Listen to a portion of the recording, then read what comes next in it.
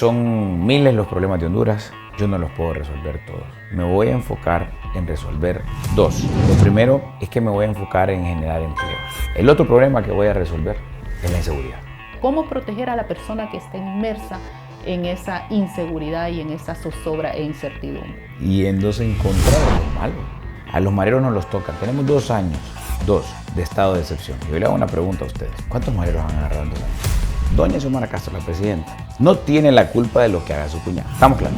En el video sale el cuñado, no ella. Pero, viendo el video, ella quita la extradición, ella es responsable. Nos acompaña Jorge Cáliz, precandidato a la presidencia del Partido Liberal por el movimiento Juntos por el Cambio. ¿Y por qué nos acompañan los precandidatos a la presidencia? Porque queremos que todos los jóvenes que forman parte de esa multitud de Tu Nota puedan ejercer un voto informado en marzo de este año. Así que bienvenido, gracias por acompañarnos en este espacio, abogado. Gracias, Maciel, para mí es un placer estar acá. Cuando hablamos de Juntos por el Cambio, ¿cuáles son esos cambios estructurales que conforman la visión de país de Jorge Cáliz? Lastimosamente, y tengo que ser honesto con la gente, en 4 años no se van a resolver todos los problemas que tiene el país. Pero la meta es dejar encaminado el rumbo, avanzado el camino, y que el que venga lo pueda continuar. Que logremos el consenso entre todos para que iniciemos un camino en el que no haya que retroceder más adelante porque ganó X, o Y candidato de X o Y partido. Lo ideal es que independientemente del partido que gobierne, hayan algunas cosas que sean, hombre, inamovibles, indiscutibles, innegociables. Y de ahí, por supuesto, que cada quien le ponga sus matices, le imprima su sello, eso está bien.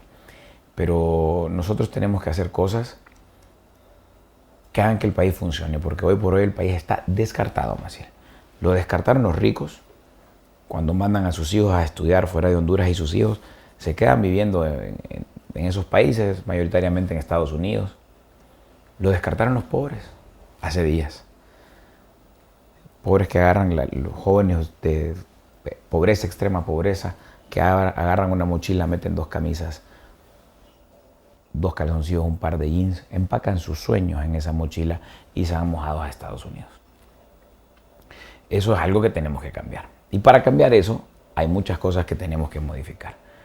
Como les decía anteriormente, son miles los problemas de Honduras. Yo no los puedo resolver todos. Me voy a enfocar en resolver 2.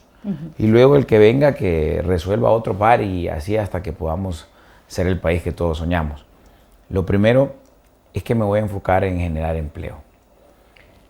Hoy el empleo es un problema tremendo. Cualquier cantidad de personas no tienen trabajo. Los que tienen, el empleo no les ajusta. Muchísimas de las personas que se van mojadas a Estados Unidos, a diferencia de lo que uno puede creer, son personas que tienen un trabajo, que ganan incluso 35, 40, 45 hasta 50,000 lempiras, pero no les ajusta el sueldo.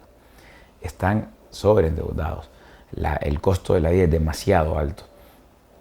Entonces todos tenemos un problema. Yo voy a encargarme de que Honduras sea un país apto, amigable para la inversión. Con la inversión acá se van a poder generar puestos de trabajo para todos los hondureños. Y el otro problema que voy a resolver, Maciel. Antes de hablar del segundo tema, hay una cosa que tengo que decir. Tengo que generar empleo para todos, sobre todo para los jóvenes que salen del colegio o que salen de la universidad y que no tienen en qué poder trabajar.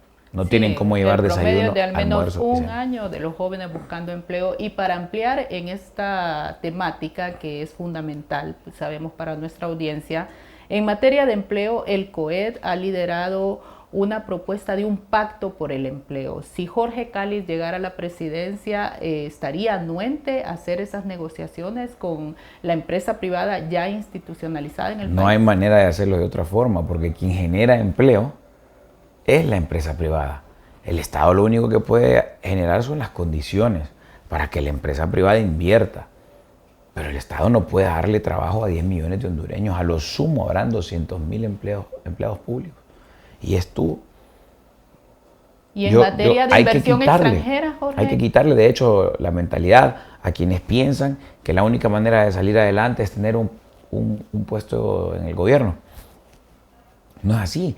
Lo que pasa es que el puesto de gobierno garantiza alguna estabilidad por 4 años. Además, ni siquiera es de por vida. Por 4 años. Si el partido sigue, pues otros 4 años más. Y mientras que la empresa aquí arranca una empresa, luego quiebra y se va y yo me quedé sin trabajo, pero es porque aquí no hay condiciones. Aquí solo la empresa privada es el que puede generar empleo. Nosotros nos encargamos de generar condiciones amigables para la inversión y la empresa privada va a empezar a venir. Como le decía antes, fundamentalmente para los jóvenes, sin olvidar que hoy a los mayores de 35 años les cuesta un mundo conseguir trabajo. A los jóvenes les piden experiencia y a los de 35 les piden juventud. Entonces es tremendo. El otro problema que voy a resolver es la inseguridad. Honduras está secuestrado. Los hondureños vivimos con miedo.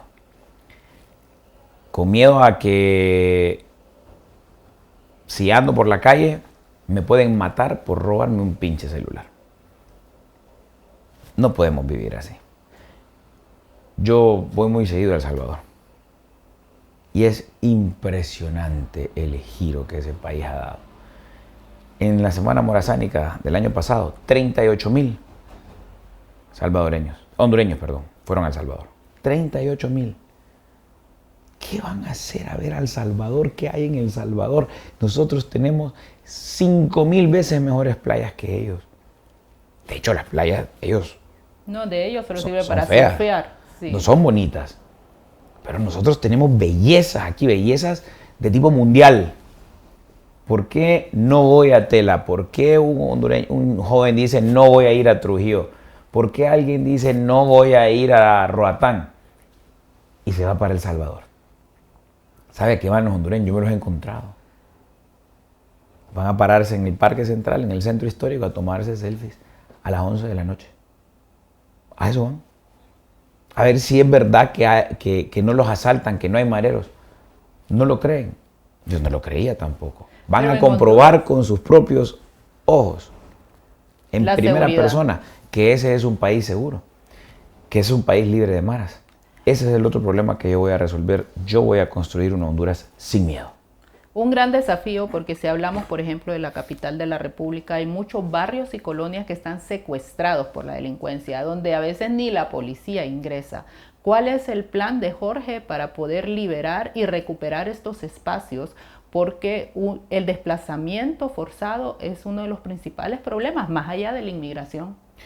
Bueno, hay mucha gente que se va justamente por eso. Como usted lo ha dicho, el término correcto es un desplazamiento forzado. Me voy de mi barrio porque las maras me amenazaron. Me voy de mi barrio porque ando con una muchachita de 16 años que es bonita y que le gusta el jefe de la mara. Exacto. Entonces me tengo que ir porque si no me matan. Y se tiene que ir la muchachita porque si no la agarran y la violan 60 hombres en una semana hasta acabar con su dignidad humana. No podemos vivir en un país así. ¿Por qué hemos normalizado el hecho de que haya lugares en donde la policía no puede entrar?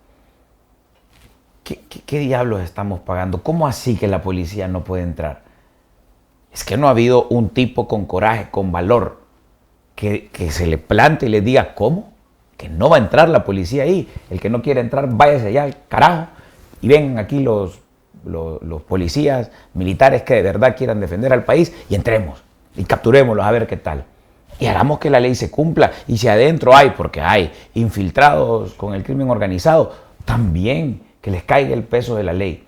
Pero eso no lo puede hacer un gobierno que tiene vínculos con el crimen organizado. Porque hay que decirlo, las maras y las pandillas se nutren del narcotráfico, son financiadas por el narcotráfico. Digamos que el narcotráfico es el banco de las maras y las pandillas. Son los que les ponen la plata, con lo que después aquellos compran armas, con lo que después atemorizan a la población. Entonces, alguien que sale en un video repartiéndose millones de lempiras para la campaña, no va a combatir el crimen. Pero ¿cómo proteger a la persona del barrio, al que está ahí? porque cuando uno habla desde fuera, se puede decir que se habla desde el privilegio, porque no es lo mismo estar en un barrio donde ya se conoce quiénes son los que lideran estas estructuras criminales y cómo actúan y lo que le pueden hacer a tu familia, cómo proteger a la persona que está inmersa en esa inseguridad y en esa zozobra e incertidumbre. Yéndose en contra de los malos. Es que el problema que tenemos aquí es que a los mareros no los tocan. Tenemos 2 años, 2, de estado de excepción. Y yo le hago una pregunta a usted. Usted es periodista. ¿Cuántos mareros han agarrado en 2 años? Deme el número. Un número. Bueno, todos los días se publica, es ligado a supuestas estructuras criminales, ¿no? Yo no he visto que hayan capturado un marero. No he visto que hayan dado un golpe a la MS, un golpe a la 18, no lo he visto. ¿Y a qué lo atribuye Lo usted? que sí he visto es que usted que está desde el poder, ya como congresista. A ver, yo no estoy en el poder, voy a aclarar. Yo estoy en la llanura y soy un diputado de oposición. Y como diputado de oposición son muy pocas las cosas que podemos hacer. Justamente por eso me postulo para presidente. Para resolver este problema de una vez. Para que ya no hayan más mamás llorando el hecho de que sus hijos han sido capturados, reclutados forzosamente por las maras. Para que ya no hayan más personas que quieran poner un negocio, una panadería, una sastrería, una peluquería, un salón de belleza, una pulpería, una ferretería y que tengan que pagar impuestos de guerra. Para que ya no llegue nadie con un celular y le digan ahí te van a llamar. Eso lo tenemos que parar. ¿Cómo evitar? ¿Cómo proteger al que vive en el barrio? Pues capturando al marero y haciendo lo que pague. Óigame, el problema aquí es que los agarran, los mandan a Támara y en Támara son princesos. Son reyes. Y supuestamente no pueden tener contacto con el exterior y desde adentro siguen manejando el crimen. Manipulando a sus anchas todo. Operando. Y desde el Congreso Nacional, Jorge, además del estado de excepción, que es la política de seguridad con la que se ha buscado en la actual administración generar un tipo de tranquilidad o de certidumbre en la población en esa materia, que ha fracasado, como usted lo apunta. Y solo quiero aclarar, no es la herramienta mala. Se deben de tomar. No es que está mal el estado de excepción. Cuando toca, toca. El tema es que ellos no lo han podido implementar. Bukele, con 2 años de estado de excepción, eliminó las maras. Las eliminó. No hay maras en El Salvador. No hay extorsión y no hay impuesto de guerra. Y que hace falta desde el legislativo para impulsarlo. El legislativo solo hace la ley. Al final de cuentas, es el poder ejecutivo el que ejecuta. Entonces, ¿que el Congreso puede hacer? Sí. Pero tiene que venir hermanado con una política que simplemente la diseña, la construye el presidente de la República. Pero estos no tienen Nos menciona usted constantemente El Salvador. ¿Ha tenido usted la oportunidad de compartir con autoridades de seguridad de este país hermano para que ya dentro de su administración se puedan ejecutar esos cambios estructurales aunados al estado de excepción, por ejemplo? He tenido la oportunidad de conocer el modelo, cómo lo diseñaron y cómo lo ejecutan, cómo lo llevan a cabo. ¿Y qué se puede replicar en Honduras? Varias cosas. No es igual, la realidad no es la misma.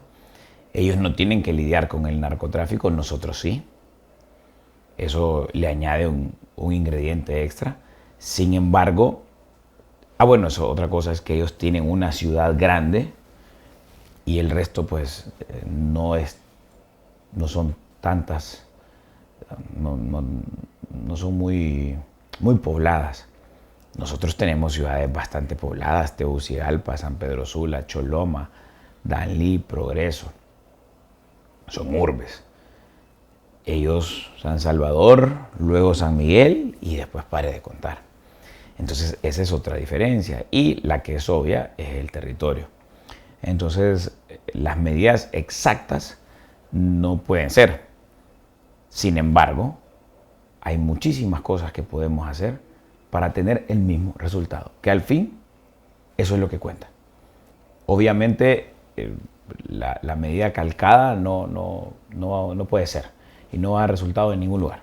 ¿Y quiénes serían las personas que lo acompañarían en estos esfuerzos, tanto en sus ejes prioritarios que son empleo y seguridad? Bueno, nosotros tenemos un tiempo enorme para poder tomar esas decisiones. Lo primero es ganar la elección primaria. Después vamos a hablar del tema de gabinete. Si yo ahora mismo empiezo a decir quién va a ser mi ministro de Seguridad, mañana le presentan un requerimiento fiscal. ¿A ese nivel cree que está la Entonces, polarización estamos hablando, política? no hablo de polarización política, hablo de crimen organizado. Y el crimen organizado está en el gobierno. El cuñado de la presidenta sale con narcotraficantes hablando de millones de lempiras para la campaña de la actual presidenta de la República. La mitad para Olancho, la mitad para Santa Bárbara, la mitad para Colón y la otra mitad para el comandante. Ajá, y si el Ministerio Público no hace nada, es porque lo protege. Yo digo mañana quién es mi ministro de Seguridad o quién va a ser mi ministro de Economía, de Finanzas. Pasado mañana tienen requerimiento fiscal porque ellos tienen las instituciones al servicio de la familia y de sus negocios. De la familia en el poder y de sus negocios. No al servicio de los hondureños. Y en ese sentido, ¿por qué el cuñado Jorge de la Cáliz presidenta no tiene un proceso encima? Sí está con narcos negociando financiamiento ilícito a la campaña de su cuñada. Debería de enfrentar la justicia. En cambio, no la enfrenta.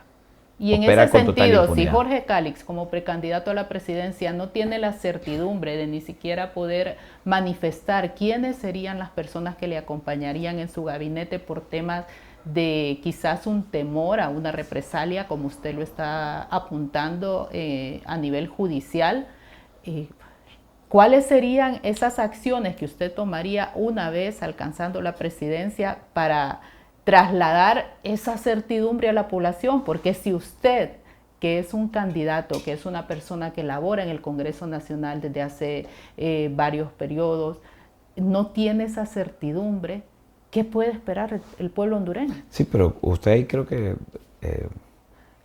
no sé si la pregunta la entendí mal yo o la mal enfocó, porque una vez que ganemos ya el problema está resuelto. O sea, usted me dice una vez ganando... ¿En qué sentido? En que ellos ya no van a poder hacer lo que quieran. Si Pero nosotros, ¿cómo actuarían contra esta estructura? Porque usted me está hablando de una estructura que tiene infiltrado a todo el aparato estatal. No se trata de infiltrar, y la voy a corregir, seguramente está infiltrado. Se trata de que la estructura la dirigen personas. Entonces, quitando las personas, muerto el perro, se acaba la rabia. Pero ellos seguirán obviamente en el país, o sea, también se necesita una estructura a nivel del aparato judicial para tomar las medidas Ellos necesarias. seguirán en el país, pero ya no van a tener poder. Ya no va a ser la presidenta doña Xiomara Castro. Ya su cuñado no tiene protección. Entonces usted augura que al salir la familia presidencial Zelaya ya se tendría un camino, un paso adelante para recuperar la certidumbre y la seguridad en el país. Es lo que nos está afirmando. Desde luego. Lo que quiero decir es que personas con vínculos tan estrechos con el crimen organizado no van a combatir contra el crimen organizado. ¿Me explico? Lo que quiero decir para que se entienda mejor, y voy a aclarar algo. Doña Xiomara Castro, la presidenta, no tiene la culpa de lo que haga su cuñado. ¿Estamos claros? ¿Sí? En el video sale el cuñado, no ella. Pero, viendo el video, ella quita la extradición, ella es responsable. Porque entonces está usando su poder para proteger a su cuñado. Y si ella protege a su cuñado en contra de los intereses de Honduras, es porque entonces ya, repito, es cómplice de lo que haga su cuñado. Yo no la responsabilizo por lo que él hizo en el video. La responsabilizo por lo que ella hizo después del video. Y esas acciones la convierten a ella en cómplice y la convierten en la presidenta del crimen organizado. En la presidenta de los narcos. La que los narcos le tienen una estatua. Le rezan a algún dios, será, y después a doña Xiomara Castro. Duras declaraciones. Porque les quitó la extradición. No son duras declaraciones, son declaraciones reales. ¿A usted le perjudica la extradición? No. A mí tampoco. ¿A quién le perjudica la extradición? a las personas que pueden ser extraditadas, pero A también la- indirectamente al pueblo nos afecta porque no se mejoran las condiciones de seguridad en el país. Bueno, afecta que la quiten. Sí. Bueno, yo estoy hablando de la extradición, que la extradición exista en el país. ¿A usted le perjudica? No. Ni a mí tampoco. Solo perjudica a los narcos. Si quitan la extradición, ahí entra lo que usted acaba de decir claramente. Porque nosotros nos vemos entonces perjudicados. Usted, yo, sus hijos, los míos. Porque vivimos en un país donde el narcotráfico puede operar impunemente. Y mire que ahora pasaremos a otra etapa de la entrevista que tal vez no sea tan tensa. No, no hay problema. Que tal vez no sea tan tensa. Solo déjeme terminar para cerrar, porque usted hizo una pregunta correcta. ¿Qué va a pasar después con las estructuras? Muerto el perro, se acabó la rabia. Si usted corta la cabeza al perro, el perro deja de existir. Así que una vez que lo saquemos, cuando nosotros ganemos las elecciones, sin protección de casa presidencial, vamos a atacar esas estructuras criminales que están enraizadas en el poder, por supuesto. Eso es lo principal que hay que hacer. Dentro de la policía, dentro del ejército. Y luego nos vamos entonces ya con la mesa limpia a traer al marero que está causando terror en los barrios y colonias, para que pague. Y al narco también. Pues mire que nosotros también, como somos medios interactivos, le hemos hecho a través de las plataformas digitales a nuestra audiencia, dado la oportunidad más que nada, de que le puedan hacer preguntas, y algo que nos llama la atención es que más allá del tema político y los problemas estructurales del país, de los que usted nos ha estado hablando, quieren conocerlo más a nivel personal. Claro. Y algunas de las preguntas que nos transmiten son: ¿cuál es el primer lugar que visitaría cuando gane las elecciones como aspirante a la presidencia? Iría a darle gracias a Dios. Así que sería la iglesia. Aquí también nos escriben un Y después mi país, cama para aunque dormir. ya nos ha hecho alusión, pero podría ser que sea otro. Un país al que le gustaría que Honduras se parezca en el futuro. Yo creo que comparar a Honduras con Suiza es complicado, es jodido. Hay diferencias estructurales enormes. Pero con El Salvador, si ya pensamos que no podemos hacer lo mismo que hacen los hermanos salvadoreños que viven al lado, entonces ya ahí tenemos un lío. Hablamos el mismo idioma, tenemos la misma religión, casi las mismas costumbres, comemos lo mismo, nos peleamos las pupusas y eso son de ellos, hay que aceptarlo. Ellos son los inventores de eso. Yo antes me negaba a Pero hacer. aquí somos los dueños de la baleada, Justamente, del tapado lanchano, usted que tiene raíces esa holanchanas. es mi comida favorita, el tapado lanchano, dicho sea de mira. paso. Pero lo que quiero decir al final de cuentas es que somos países hermanos, vivimos al lado, tenemos realidades muy similares, nos independizamos al mismo tiempo. Si en El Salvador pudieron eliminar la extorsión, el impuesto de guerra, las maras, las pandillas, el crimen, la delincuencia, nosotros también podemos. Solo se requiere voluntad y valor. Y yo sé cómo hacerlo. Aquí nos dicen un cambio que no podría faltar durante su presidencia.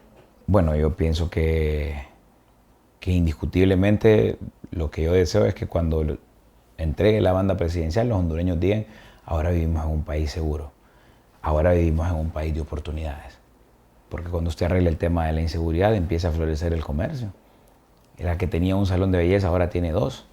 Si antes tenía 4 empleos, ahora tiene 8. Las transnacionales vienen, ya no tienen que pagar cualquier cantidad de dólares, de millones de dólares al año en seguridad. El país sale de las listas de países de riesgo y se vuelve un país atractivo para el turismo. El turismo en El Salvador ha florecido al grado que 38,000 hondureños fueron en Semana Morazánica. Así que eso es lo que quiero. Ese cambio quiero que la gente lo vea y estoy seguro que va a ser posible y notorio.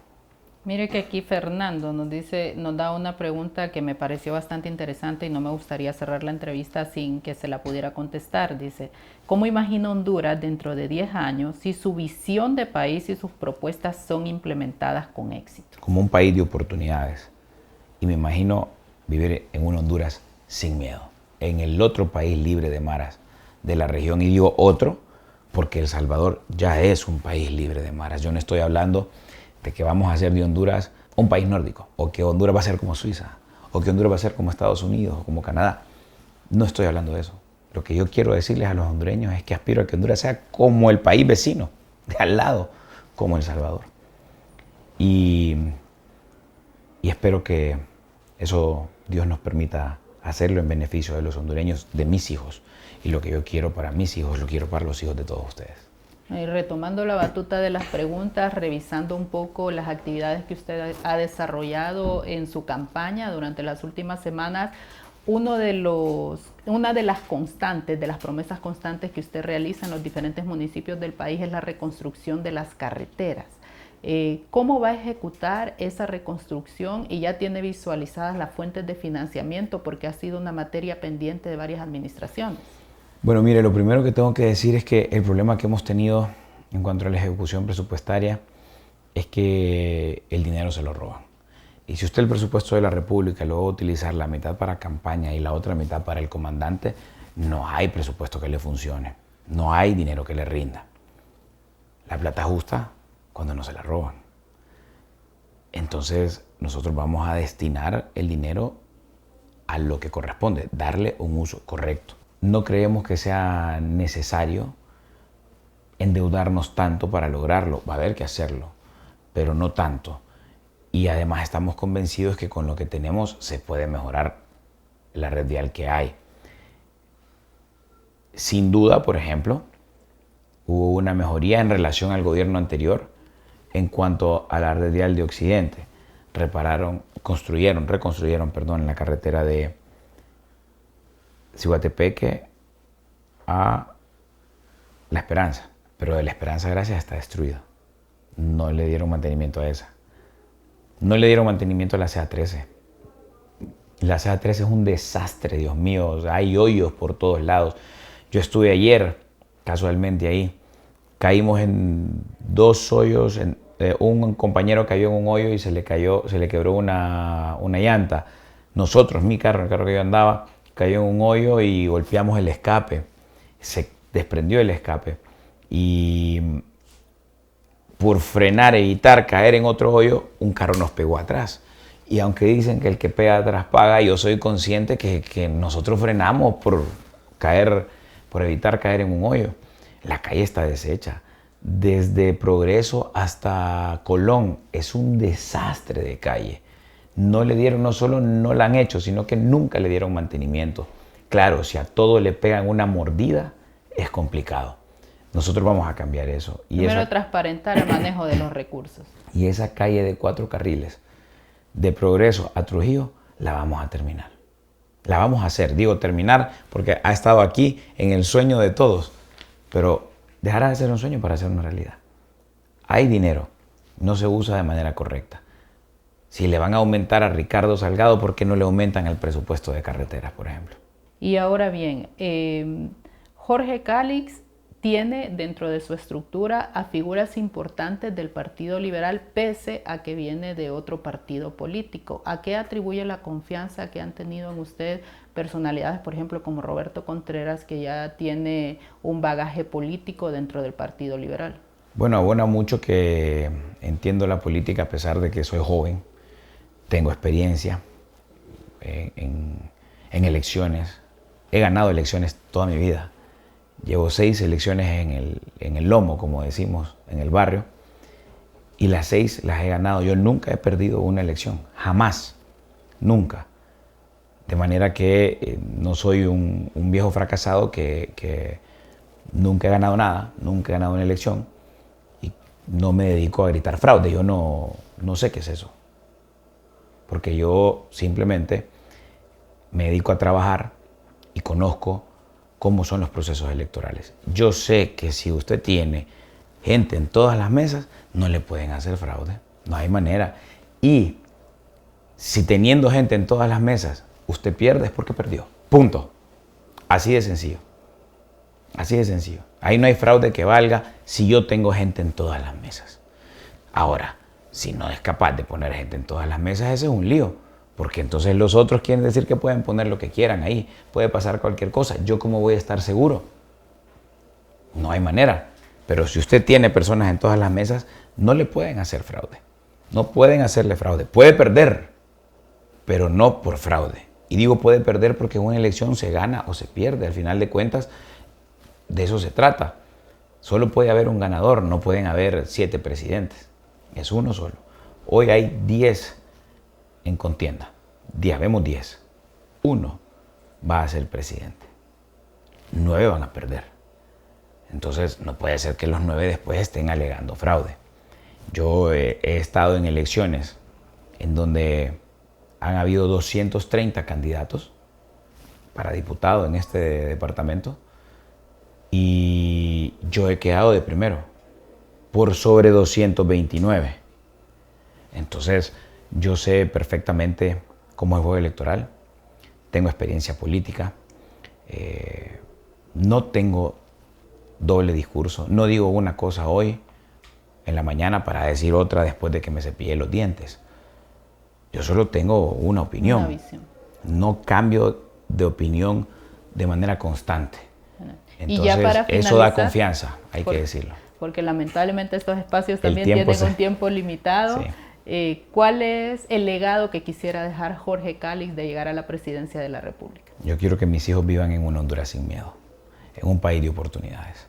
Quiero que la gente que no se quiera ir, quiero que el que se fue más bien quiera regresar. Yo lo veo en El Salvador, lo veo cuando voy, repito, yo voy seguido, voy todos los meses. Y yo veo gente que me dice, no, vine, vivía en Estados Unidos, ahora vine a poner mi negocio. Regresan a su patria. Regresando a su patria porque sienten que hoy hay un clima de estabilidad, un clima de seguridad, un clima, hombre, hasta de armonía, en donde ellos sí pueden vivir y donde ellos sí pueden invertir. Eso es lo que yo quiero. Quiero que mis hijos vivan en este país. Maciel, yo no quiero tener que agarrar un avión para ir a abrazar a uno de mis nietos cuando me toque. Muchísimas gracias por acompañarnos en este espacio, por brindarnos su tiempo. ¿A usted? Y muchísimas gracias a ustedes por estar atentos a estos podcasts de Tu Nota y le invitamos a que continúe como parte de nuestra audiencia para que pueda ejercer en el próximo marzo un voto informado.